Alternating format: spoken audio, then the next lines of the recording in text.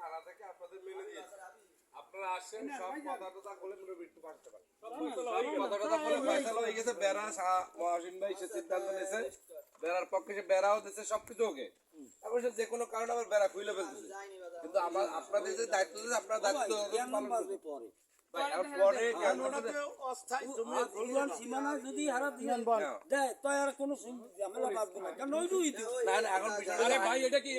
তাহলে আমি তো কইছি ইয়াতে বই আমার 34 মাথা খুঁড়ে দিই তাহলে তার ঝামেলাটা বাজে মহসিন পুরান সীমানা যদি যায় তাহলে তো ওদের 34 শত মাপতে দিয়ে এবার হয়ে দিস গেল